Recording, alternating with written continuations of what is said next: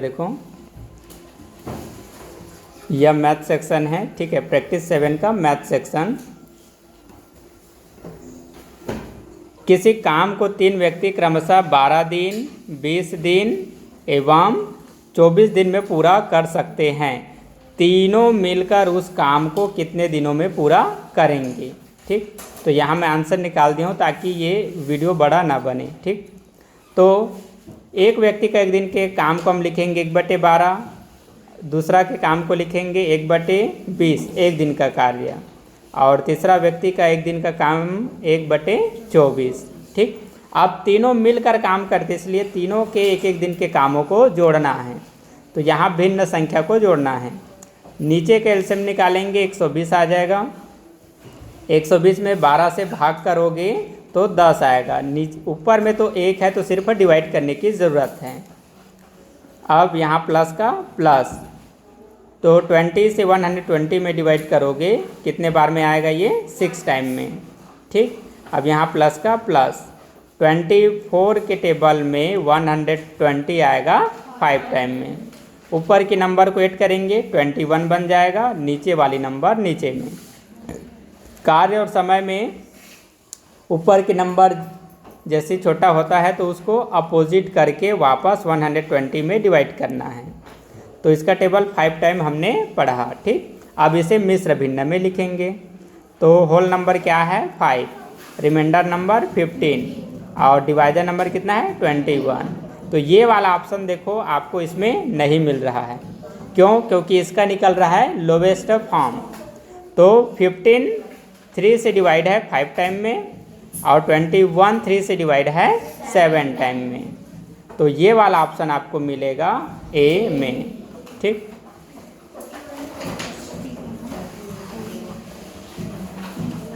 Question number 42, 2 train विपरीत दिशा में गमन करती है जिनकी लंबाइयाँ क्रमशः 100 मीटर तथा 150 मीटर है। यदि वे एक दूसरे को 10 सेकेंड में पार कर जाती है तो उन दोनों ट्रेनों की सापेक्ष चाल निकालना है किलोमीटर प्रति घंटा में कितनी होगी। ठीक है, तो सापेक्ष चाल मतलब चाल निकालना है। चाल बराबर होता है दूरी बटे समय। तो अब ऊपर में हमें दिखाना है दूरी। तो जो 2 रेलगाड़ी की लंबाई है वही कहलाएगा दूरी। पहली रेलगाड़ी की लंबाई प्लस दूसरी रेलगाड़ी की लंबाई दोनों को जोड़ दी कितना आ गया 250। और नीचे में लिखना है समय, तो समय कितना है 10 सेकेंड। तो 250 में 10 से डिवाइड करो। ठीक है, कितना बना 25। कितना बना 25। तो 25 क्या दर्शाता है 25 मीटर पर सेकेंड दर्शाता है। अर्थात गाड़ी जो है 1 सेकेंड में 25 किलोमीटर की दूरी तय करती है। एक दूसरे को पार करने में जो चाल लग रहा है, ठीक है, गाड़ी की जो चालें हैं वो क्या हो गया 25 मीटर प्रति सेकेंड है। ऑप्शन में क्या पूछा है, चाल को किलोमीटर प्रति घंटा में पूछा है। तो मीटर प्रति सेकेंड की चाल को किलोमीटर प्रति घंटा में चेंज करना है। तो इसके लिए क्या करते हैं, मीटर प्रति सेकेंड की चाल को किलोमीटर प्रति घंटा में बदलने के लिए 18/5 से मल्टीप्लाई करते हैं। ठीक है, तो 5 के टेबल में ये डिवाइड हो जाएगा 5 टाइम में और इन दोनों का मल्टीप्लाई, तो 18 5 जा 90। ठीक है, तो 90 किलोमीटर प्रति घंटा आंसर। ये 43 ये भी एकदम सरल है। इसमें क्या बोला है, यदि प्रत्येक पंक्ति ठीक है स्तंभ एवं विकर्ण का योग एक समान है तो A, B, C और D का मान क्या होगा। ठीक है, पंक्ति मतलब जो इस प्रकार की लाइन में है उसे हम बोलेंगे पंक्ति। स्तंभ जो इस ऐसे वर्टिकल है इसे हम बोलेंगे स्तंभ। और विकर्ण इस कोने से इस कोने का माप को हम क्या बोलेंगे विकर्ण। तो किसी भी प्रकार से जोड़ने पर उसका योग बनेगा, योग कितना बनेगा ये नहीं बताया है, लेकिन ये बोला है कि सब तरफ से वो एक समान है। तो ऐसे इसके पंक्ति को ढूंढना है, पंक्ति स्तंभ या विकर्ण को ढूंढना है जिसमें 3 अंक एक सिद्ध में दिया हो। तो यहाँ पर दिया है, तीनों अंक एक सिद्ध में दिया है। तो इससे हमें क्या पता चलेगा कि इसका योग कितना बन रहा है। तो 7 और 2 9, 9 और 3 12। इसका पंक्ति स्तंभ और विकर्ण तीनों का योग करने पर कितना बनेगा, 12 12 बनेगा।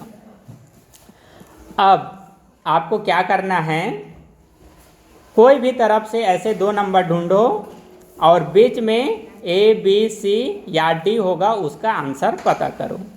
ठीक है, यहाँ पर इसका मतलब O नहीं है, ये क्या है, 0 है। ठीक है, तो यदि इस तरफ से 7 मिल गया, इस तरफ से 0 मिल गया, तो अगला जो तीसरा जगह खाली है उसका आंसर हम बता सकते हैं। तो इसका आंसर बताने के लिए क्या करना है, जो 2 जगह में अंक दिया है उसको जोड़ो और 12 में माइनस करो, क्योंकि सब तरफ से जुड़ने पर कितना बनेगा, 12। तो जिस तरफ 2 दे रखा है ना, वो 2 को जोड़ो और तीसरा जगह का आंसर पता करो। तो 7 और 0 को ऐड करो, कितना हो जाएगा, 7। 12 में 7 माइनस करो, 5। यहाँ पर हम लिख लेंगे 5। ठीक है, मतलब A के जगह में हमने लिख लिया 5। ठीक, इसका सीरियल क्रम भी याद रखना है। मान लो A की जगह C दे दिया है, तो C वाले को जस्ट बाद लिखना है। इसके दूसरा में B बोला है, फिर C और फिर D। ठीक, अब इस तरफ से भी यहाँ हमें 5 मिल गया है ना। अब यहाँ 5 है, यहाँ पर 6 है, तो 2 यहाँ पर मिल गया, तो D की वैल्यू पता कर सकते हैं। 5 और 6 को ऐड करो, कितना होगा, 11। 12 में 11 माइनस 1। ओके, तो 1 को हम लिख सकते हैं, लिखेंगे D की जगह, तो D का वैल्यू आया 1।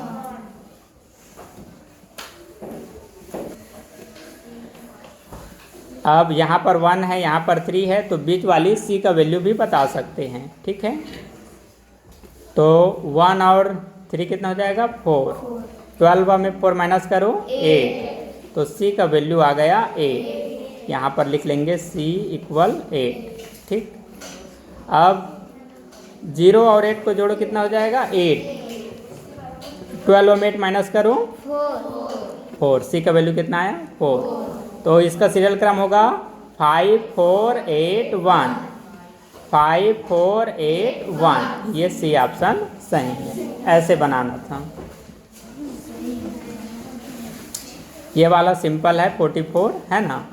ये दिए हुए नंबर को ऐड करना है यहाँ तक को, और ये क्वेश्चन मार्क की जगह में कोई एक और नंबर आएगा। ठीक, तो इस जगह पर हम कौन से नंबर को और रख कर इसी के साथ ऐड कर दे जिससे ये नंबर मिले, पता करना है। ऑप्शन से भी इसको बना सकते थे, तीनों को ऐड करो। ठीक, अब तीनों को ऐड करने पर जो नंबर बना उसके साथ ऑप्शन 1 को ऐड करो, यदि इसके जैसे बन गया तो ऑप्शन 1 सही है, और इसे रखने पर नहीं आया तो ऑप्शन 2 को इसमें ऐड करो। ऑप्शन 2 को ऐड करने पर इसके जैसे नंबर नहीं आया तब अगला ऑप्शन में जाना, ऐसे बना सकते थे। और इसका अगला तरीका है, इन तीनों को ऐड करो, तो ये बन गया 4932। ओके, अब ये क्वेश्चन मार्क के जगह कौन सा नंबर आएगा वह जानने के लिए ये वाली नंबर बड़ा है, तो इस बड़े नंबर में अभी जो हमने ऐड किया उस नंबर को माइनस कर दो, कितना आया, 62। ठीक, तो 62 ऑप्शन सी में है। क्वेश्चन नंबर 45, राम, श्याम एवं रूपचंद की औसत आयु 46 वर्ष है।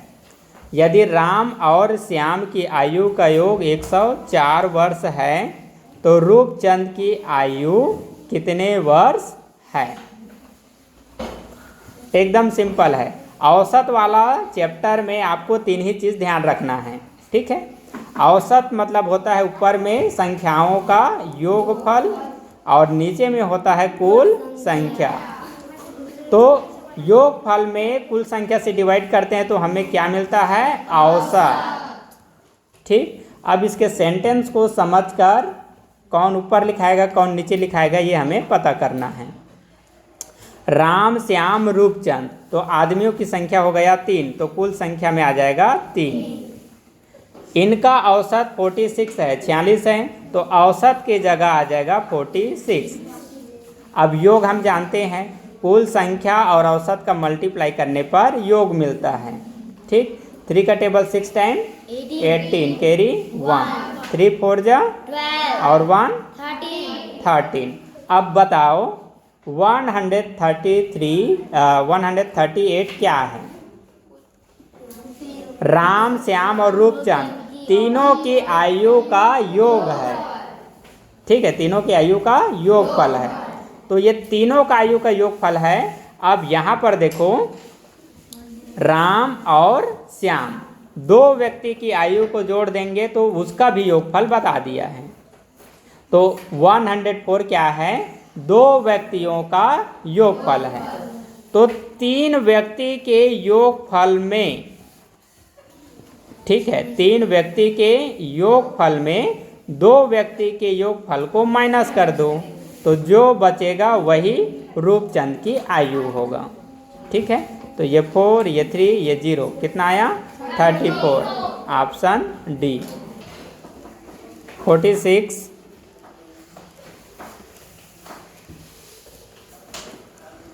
46 में दिया है, जयंत ने अपने धन का 2/7 भाग कविंद्र को दे दिया।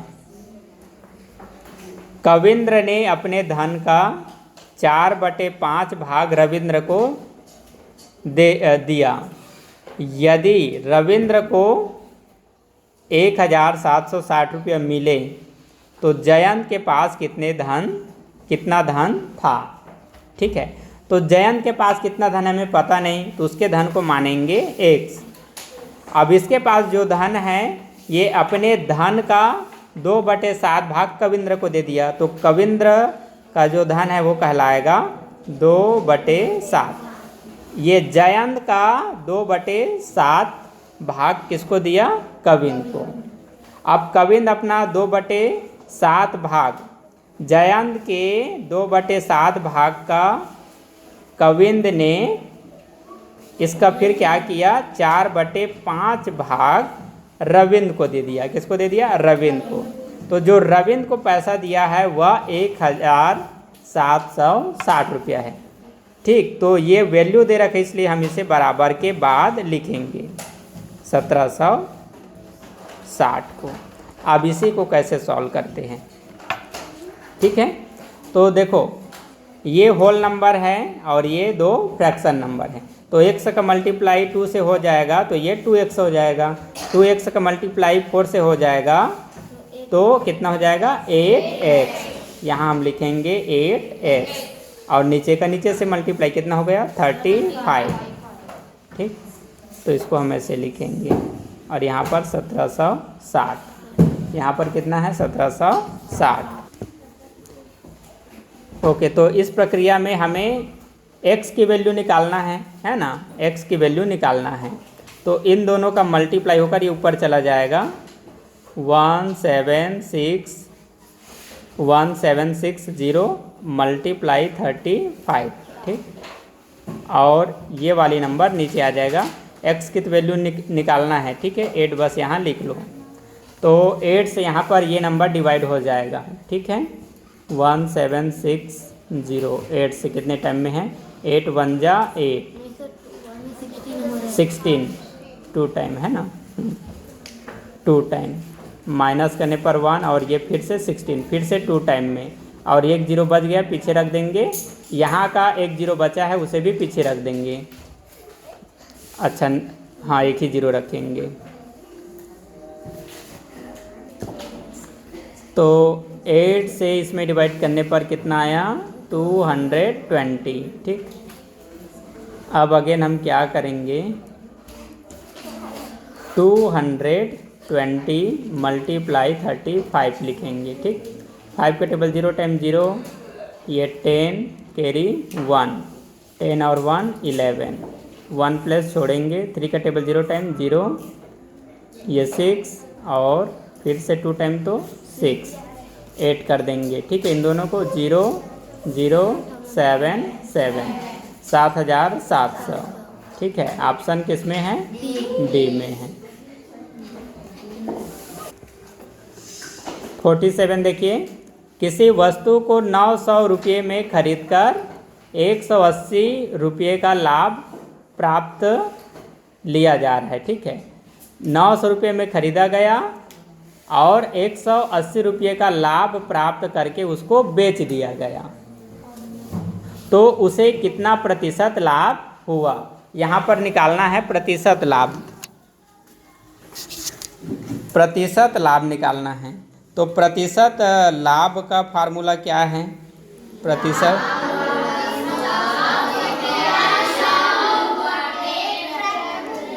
बटे क्रय मूल्य। ठीक है, ये प्रतिशत लाभ का फार्मूला है। तो यहाँ पर लाभ लिखाया है और लाभ को पहले से भी बता दिया है कि लाभ कितना है? 180 रुपया। तो लाभ को हमने यहाँ पर लिख दिया 180 मल्टीप्लाई 100 का 100। क्रय मूल्य कितना दे रखा है? 900, तो यहाँ पर हमने लिख लिया 900। ठीक, तो ये 100 को कैंसिल कर देंगे 900 के 2 जीरो से, तो नीचे में बच गया 9 और ऊपर में बच गया 180। 2 के पारा में 18 9 के पारा में 18 जाएगा, 2 बार में 0 पीछे, तो 20% आंसर। ये 48। ठीक है, 48 में बताना था कि ये 5 भिन्न में सबसे बड़ी भिन्न संख्या कौन सी है। तो उसके लिए क्या करना है? नीचे वाली नंबर से ऊपर में डिवाइड करना है। तो 5 में 8 से डिवाइड करोगे ये नंबर मिलेगा, फिर 2 में 3 से डिवाइड करोगे ये नंबर, 7 में 9 से डिवाइड करोगे ये नंबर मिलेगा, 5 से 3 में डिवाइड करने पर ये नंबर, 7 से 4 में डिवाइड करने पर ये नंबर। अब इसमें जो दशमलव वाली नंबर बड़ा है वही भिन्न बड़ा होगा। तो कौन सा भिन्न बड़ा है? हाँ, 7/9। ठीक है, यहाँ पर 6 है, 0 तो सभी में है, यहाँ 0 यहाँ 0 यहाँ 0 यहाँ यहाँ। ठीक, उसके बाद यहाँ पर 6 है, यहाँ पर 6 है और यहाँ पर भी 6 है, यहाँ पर 5, लेकिन यहाँ पर क्या है? 7, तो बड़ा हुआ 7/9।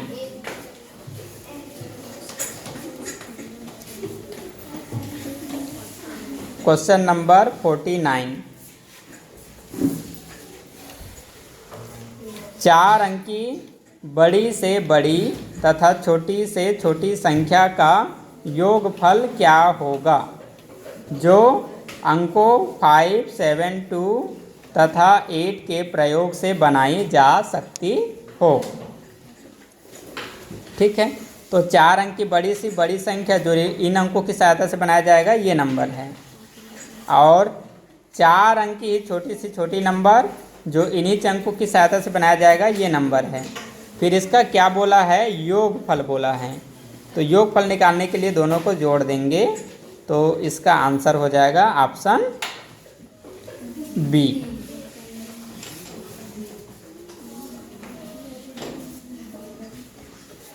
Question number 50। एक छावनी में 250 जवानों के लिए 16 दिन की खाद्य सामग्री है। वही सामग्री कितने जवानों के लिए 20 दिन के लिए पर्याप्त होगी? तो यहाँ पर हम क्या करेंगे? 250 जवानों के लिए 16 दिन की कुल खाद्य सामग्री पता करेंगे, मतलब इन दोनों का मल्टीप्लाई करेंगे। ये हमने लिख लिया। अब 20 दिन के लिए, ठीक है, अब क्या करना है? वही सामग्री कितने जवानों के लिए 20 दिन के लिए पर्याप्त होगा, तो 20 से डिवाइड कर देंगे। तो 250 के एक जीरो को 20 के एक जीरो से हमने कैंसिल कर दिया।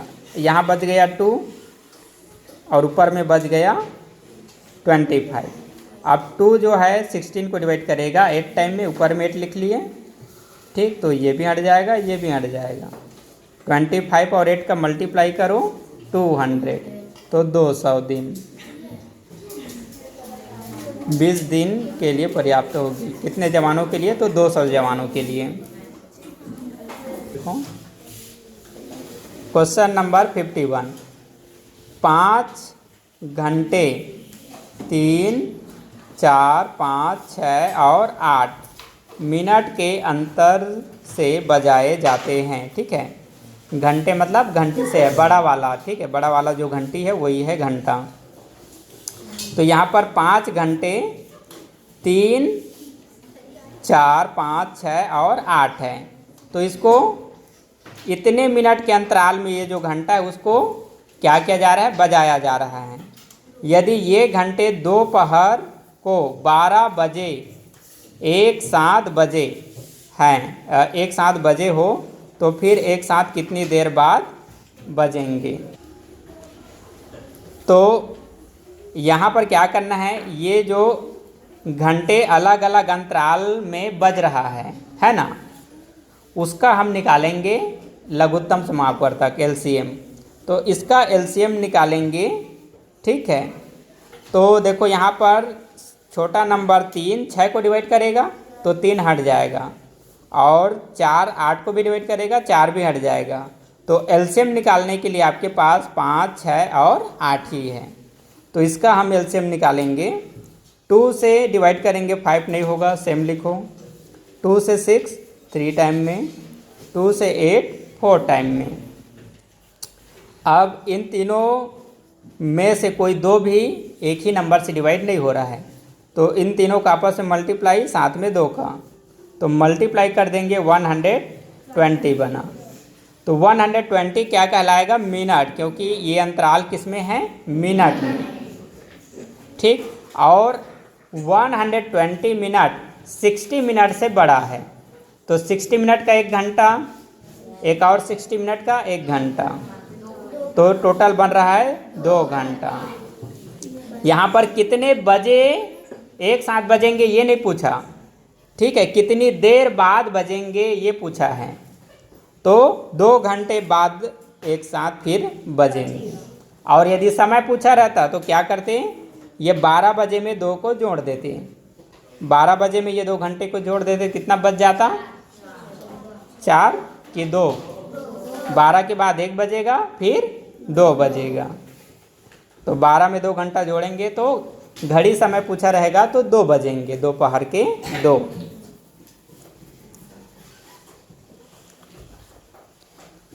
ये वाला क्वेश्चन ध्यान दो, दशमलव वाला है।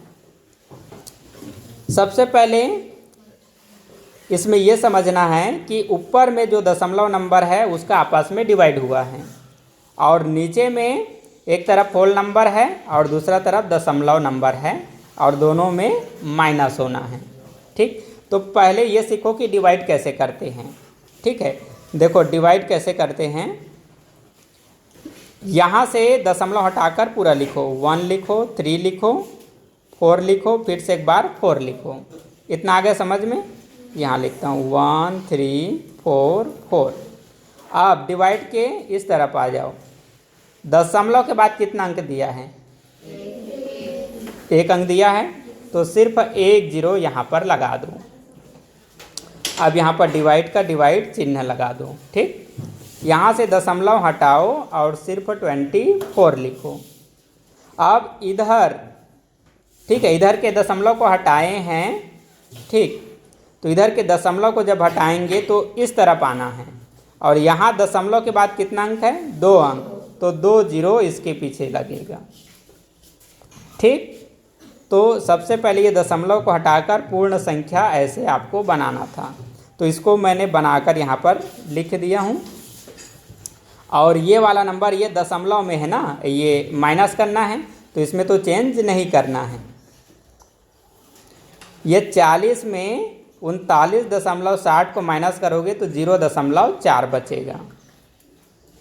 ठीक, और अब 1344 में आप 240 से डिवाइड करोगे तो इसका आंसर आ जाएगा 5.6। ठीक, अब यहाँ से एक इम्पॉर्टेंट सुनो, यदि दशमलव के बाद यहाँ पर भी एक अंक है और नीचे में भी दशमलव के बाद एक अंक है, तो पीछे से दशमलव सेम स्थान पर दोनों में लगा है। ऐसी स्थिति में सिर्फ दशमलव को हटाते हैं। तो दशमलव को हटा देंगे, ये बन जाएगा 56 और ये बन जाएगा 4।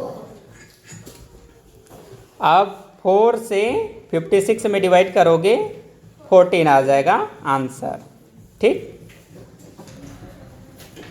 Question number 53। ठीक है। 1800 रुपया का 2/1/2 वर्ष में मिश्र धन 2250 रुपया हो जाता है। दर प्रतिशत ज्ञात करो। ओके। तो यहाँ पर 2250 मिश्र धन है और 1800 रुपया क्या है, मूलधन है। ठीक। तो जब पहले से मिश्र धन दे रखा है और ब्याज भी दे रखा है, तो हम मूलधन दे रखा है और मिश्र धन दे रखा है, तो क्या निकाल सकते हैं, ब्याज। क्या निकाल सकते हैं, ब्याज। ठीक। यहाँ पर पूछ रहा है दर, तो दर का फार्मूला क्या है, साधारण ब्याज गुणा 100 बटे मूलधन गुणा समय। तो साधारण ब्याज 2250 में 1800 माइनस करो, 450 रुपया बना। तो ब्याज को लिख लिए 450 मल्टीप्लाई 100 और मूलधन कितना है, 1800 रुपया। ठीक। समय, तो समय दे रखा है 2/1/2 वर्ष। मिश्र भिन्न है, अनुचित भिन्न में चेंज करो, 2 का 2 से मल्टीप्लाई 4 में 1 ऐड करो 5, तो ये बन जाएगा 5/2। तो समय नीचे में है, यहाँ पर लिखना है 5/2। तो ये वाला मेन फ्रैक्शन है। मेन फ्रैक्शन के नीचे में फिर से फ्रैक्शन बनता है, तो ऊपर वाला नंबर यहीं रुक जाता है और नीचे वाले को ऊपर लिखते हैं मल्टीप्लाई करके। ठीक। ओके। अब लिसन, ये 100 कैंसिल हो जाएगा 1800 के 20 से। ठीक। मतलब 1800 से हम ये 20 हटा देते हैं, यहाँ पर 18 है। ठीक। 20 हटा दिए और यहाँ से 100 हटा देंगे और मल्टीप्लाई भी। ठीक।